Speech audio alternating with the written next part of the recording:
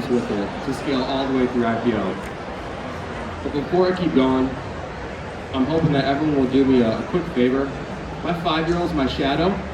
He thinks it'd be really cool if I can get a selfie with everybody in the audience. So if people could put their hands up for me, that'd be super appreciated. Thank you so much. Let's go lose his mind. Thank you.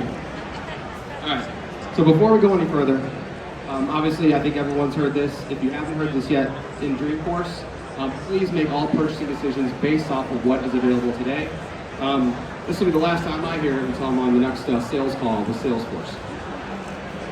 So some quick introductions. Myself, I'm the Chief Revenue Officer at Neocol. I've been in the space for about 8 or so years on the consulting partner side. I've spent my entire career in best practice, research and advisory, consultative services, and primarily in those 8 years in the Salesforce ecosystem, I've helped high-tech subscription companies scale their business. But the real stars, the real trailblazers today, Brooke and Brad, I'd love to introduce yourselves. Hi everybody, my name is Brooke Halva. I'm Sales Director for the West here at Neocol. I've been in the Salesforce ecosystem 14 years, and the first 4 of those were spent at Salesforce as an account executive. So this is a fun, full circle moment for me to be up here and getting to chat with our customer and to be here with all of you. So thanks for having us. And hey everyone, I'm Bradley Satterwhite, Senior Director of Business Operations. I've been doing some form of operations since I was about 18. My first job was sales ops, then it was rev ops, then customer ops, and now it's biz ops. So I've been doing this for longer than I realized until we put this presentation together. But thanks for that. What we're going to do really quickly is I'm going to set up the story. We're going to spend the majority of our time actually hearing from Brooke and Brad as to how this actually got done on the ground. So you're here from an actual business stakeholder. It's going to be less about the actual architectural solution and more about the business outcomes that subscription companies are trying to accomplish as they scale their organization.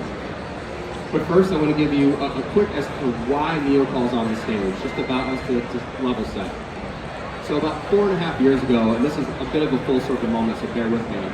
4.5 years ago, we attended Dreamforce. Our company and our Salesforce practice was about 5 people, myself and a few members of the management team. And ultimately what we decided in that moment, as we pivoted our business, was we were going to focus on helping the world's most innovative subscription companies scale and grow their organization on the platform. That was going to be our focus. Since then, we've amassed more than 125 employees, more than 150 customers, and we've really gotten a look as to what it actually takes on the platform for those subscription companies to scale their organization. In that time, we've become the largest pure-play Salesforce platform and platinum partner solely focused on this purpose alone. So for years, we've helped fuel subscription economy growth by harmonizing key stakeholder experiences, both internal and external, which you'll hear about today, and how UserTesting did it. With multi-cloud solutions that essentially are going to turn your subscription users into influencers, and they're going to take those sleepers and turn them into advocates. So what we help those companies do is accomplish their large goals no matter where they are in their journey, right? Whether you're Series A, whether you're Series B, C, you're starting to acquire more organizations, the common challenges you are going to have to solve are going to be things like, how do we proactively prevent churn in our organization? How do we ignite our partner channel and get that next level of growth? How do we provide a world-class customer experience as our systems are tested for the first time to reach that scale? But today's session, we're going to hear more specifically about on that journey. As you specifically about, you're going to hear about how UserTesting was going to streamline their billing and collections and automate revenue recognition on the platform.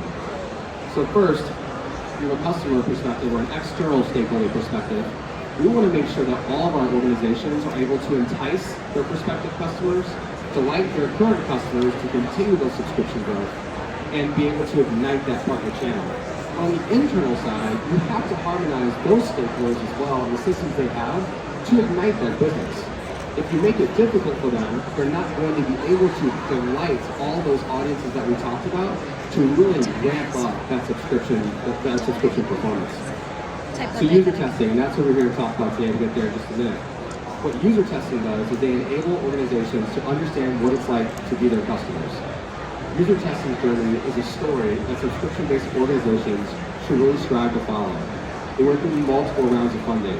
They solved for proactively preventing churn. They acquired multiple organizations, and as you scale your organization, the question becomes, how do you fold those in? Those integrations in to maximize that value capture from your M&A activity all the way up through, how do we take this thing public and create a really compliant system that also is there to fuel our growth, both with accuracy, speed, keep these subscribers happy and meet them where they want to be met. Now, while user testing did a lot on that journey, right, today we're going to focus on one specific portion of it as they went to push through their IPO. So this particular program was focused on the quote to cash experience. And what they had to do was prepare to meet new growth goals, new compliance requirements, and a whole new set of stakeholders as they went public. User Testing was a PE-owned organization with extremely high demands from their customers, from their private equity sponsors, and market expectations for their performance. If you're sitting in the audience today and you're working at a subscription company, I bet I just said a bunch of things that you identify with. Really common challenge that we see. Success for this requires a mix of people, process, and technology. We know that. So the big high-level program objectives were to enable responsible growth with an intuitive and compliant system. Improve time to transact to enhance that customer experience. Again, meet them where they want to be met, when they want to be met there. Close the financial period quicker, because true analysis can't happen on the business until you get those books closed. So you can't report to your new stakeholders. And create an auditable system that can report on subscription growth. So this is just a quick snapshot of how we got that solved. This encompasses multiple functions. This is not just a sales problem to solve. Sales, finance, customer support, and even the management team had to come together to understand the solution. And that is a multi-cloud experience, and primarily for this discussion is Revenue Cloud, Salesforce CPQ and billing, with Neocal's technical and domain expertise in the subscription space, down into NetSuite's ARM module. What they were able to unlock with incredible leadership was 25% decrease in time to close deals, a 10-day decrease in time to close the financial period, and truly begin that game-breaking analysis back out to the public market for the first time, and overall 40% year-over-year ARR growth. So I'm going to let, again, the trailblazers tell more of the story, and kick it over to Brooke and Brad. Thank you, David. Well, Brad, first and foremost, thank you for being here with us today. Yeah, happy to be here. No, we appreciate your time, and it's nice to be able to hear the story directly from you. So the last few years have been very exciting for you and the journey at user testing, and especially last year as you went public in November. Tell us a little bit about how the business objectives changed from where the company was at 3 years ago to just before IPO. Certainly. So I think, as you have it on the slide there, seed to scale, I think one of the main differences is when you're growing, you're trying to fund the go-to-market functions first and foremost. Obviously, engineering as well, making sure you're building a great product and getting out to the people. When you start thinking about getting to true scale, and when you start thinking about going public, you need to think about funding the systems that back everything up. A great example of this is, I've been in a number of startups where you're relying on duct tape and prayer when you're trying to close the quarter. You've got Excel spreadsheets, you've got them all version controlled, obviously, you've got them secure, but they're spreadsheets. They live in the background, and you're just hoping that everything is adding up correctly. What you have to do when you get to thinking about IPOs, you have to make something that is reliable and auditable. So you have to make something that is not a series of spreadsheets. You have to get something in a hardened system, so that when you close the quarter, you can run a report on it, you can prove that the people who approved something are not the people who did the thing. All very basic SOX audit work, and that's a major difference as you go from funding that go-to-market motion at all costs to funding systems and operations that are going to make sure that you can prove that you're doing all the things you're supposed to do once you actually go public. Thank you for that. And you're starting to lead into this a little bit, but once user testing knew that IPO was imminent, can you talk a little bit about the role that quote to cash played in preparation for that event? Certainly, yeah. So I referenced a little bit already, as you just mentioned, the spreadsheets. And again, obviously everything's version controlled, everything is very well done. It's just a matter of, now we're going to have to prove this to other people, to external auditors. We're going to have to make sure that we can assure people that when we close a deal, it is closed correctly. And when we actually close the quarter, we are recognizing everything in the amount of time we need to provide finance with the assurance they need to be able to go to our investors, to go to the street, to say this is how we did as a business. Now, I'm not claiming we're doing this perfectly today. That's going to be something that we'll talk about later. Is that it's very much you attack the things that you need to attack first, and then you have fast follows and version 2s and version 3s. But the idea of quote to cash really becomes how do you quickly close a deal? How do you book a deal in Salesforce? How do you get that then translated into revenue that finance can talk about? And that's the essence of it. When you boil everything down, that is the essence of what quote to cash needs to be. Thank you. And I think, again, that leads into our next question around closing the books. It's a challenge for a company of any size at any state in your journey. But when you become public, the pressure is obviously a lot greater. Tell us a little bit more about what that looked like before this project and what that looked like after.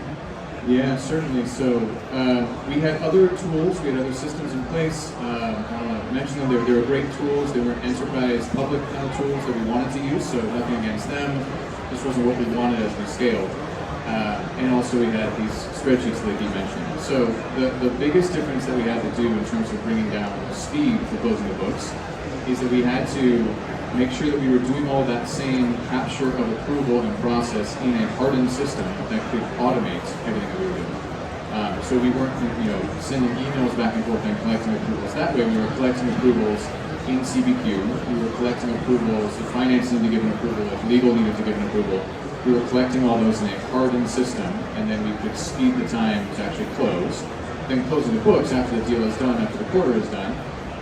It's the same process just on the other side. You have to make sure that everything is flowed through correctly. There's no going back and figuring out, we have to debook this and rebook this in Salesforce. Everything is done the correct way in CPQ based on contracts and orders that are sent over to a system like NetSuite. One of the great things about working with Neocol, and also making sure that we get NetSuite up and running, is that you have, again, a hardened enterprise-ready system that allows you to do all of this collection and automation, which automation, I'm just going to keep saying it, is the way that you speed everything. As soon as you can get people out of reviewing things manually, the less eyes that you have to have on something, the more trust you can have in the system, the faster everything is going to go, and the better everyone is going to sleep at night. Thank you. So how does Revenue Cloud and NetSuite Advanced Revenue Management unlock the ability for user testing to grow subscriptions and more specifically, help the business meet the new needs of stakeholders and compliance? Sure. So there's a few pieces to this, but I think Revenue Cloud in general and plus NetSuite is really great as an addition to Sales Cloud, which is great on its own. But one of the challenges with just using something like an opportunity or just using something like an account is there are only so many fields and only so many formulas and lookups you can put on an opportunity. At a certain stage, you really need to make sure you have a contract, and you make sure you have an order, and you make sure you have order line items. And all that is part of the rest of my job in terms of business operations, managing the data warehouse and building the ARR schedule and making sure we're able to report off of all those orders and order line items and contracts. So making sure that all of that flows through and that you're not relying on 50 daisy chained fields in an opportunity becomes very, very important for things not to break, for building additional things in the data warehouse. And then also what you can do with NetSuite is send all that information out to NetSuite. So again, we're getting out of all of this, trying to piece together what happened on the opportunity, who is doing what when, and it is in a system, it is mapped correctly, and we know when one thing happens here, another thing happens there, boiling down to essentials of automation. And the two together are very powerful. That makes a lot of sense. Many organizations talk about harmonizing sales and finance. Has this solution done that for user testing, and how would you describe the value of that holistically? Definitely, and it's definitely not finished. It's a continuing journey, it always is, but I think this again comes back to sales doesn't want to be the CRM expert team, and they shouldn't have to be, right? And neither should marketing, neither should any of the go-to-market teams. It should be a system where they put in something that is commercial terms. The system takes those terms, automatically sets them up the way that they're needed for the data warehouse to report off of, finance to report off of, and then everyone is happy because finance needs data, sales doesn't like creating the data, so how do we streamline this process? How do we make it easy for sales to put in what they need to put in so that my team's job and the systems team's job is to then take that data and transform it into something that finance can use very quickly and very easily. So this takes out a lot of the unnecessary tension sometimes where sales is talking bookings, finance is talking revenue. These things sometimes they have gap definitions and sometimes they don't. So as a company you have to come together and say, we agree that ARR means this. ARR really is the bridge between total contract value bookings and then what finance will recognize as revenue. And taking out all the tension in the middle, which sometimes is healthy tension, about contract terms and things like that.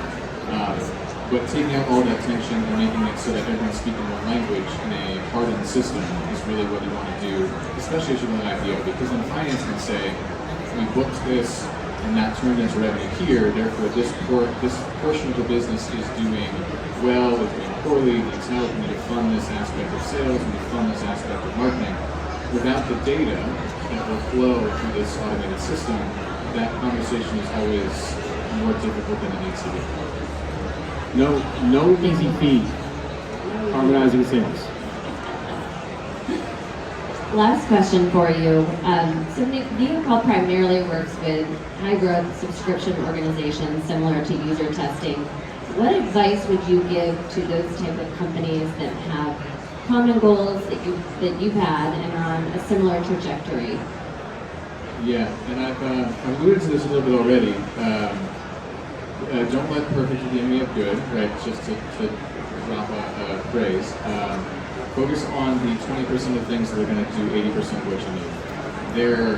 I think I keep looking over here because my partner in crime, Watchman, who's the head of systems and user testing, is sitting right there. But he and I have a very, very long list of things that are still not done. But what we do is we prioritize that list and we go in and we say, okay, what is needed to run a successful business? What is actually needed? Not what is a nice to have, not what is a want to have, not what the squeaky wheel on the sales team is saying they need in CPQ. What is actually needed? No offense to sales. What is actually needed to meet compliance standards, to talk to our investors, to give people the data that they need. So especially in our case, we knew that there was a very brief, probably window. We didn't actually know how brief it would end up being with everything that happened in January and February. But we knew when we were thinking about IPO back in November, we had a very brief window.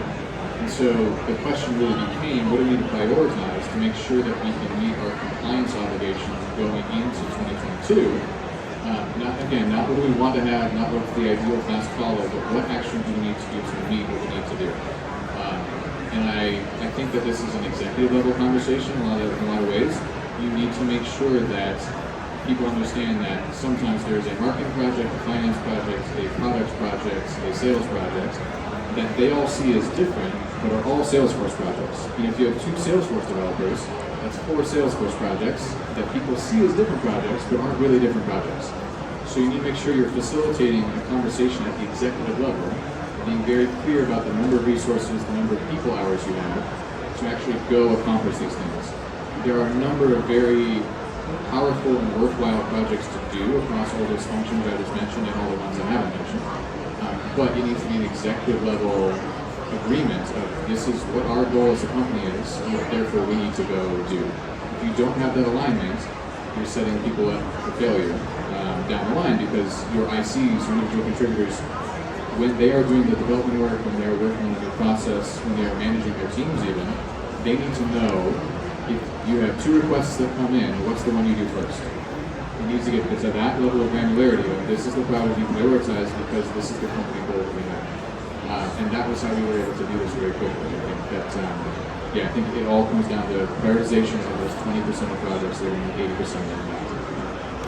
That's great advice, Brad. Thank you for that. And as you mentioned, it's an evolving process. Your company is still growing and still continuing to scale. Well, I think that's really the end of our time here today. We've, obviously we've gone kind of high level and gone through a few areas of this, but we would be happy to follow up and get a little bit deeper if you are interested in hearing more around the details of the project, the implementation itself.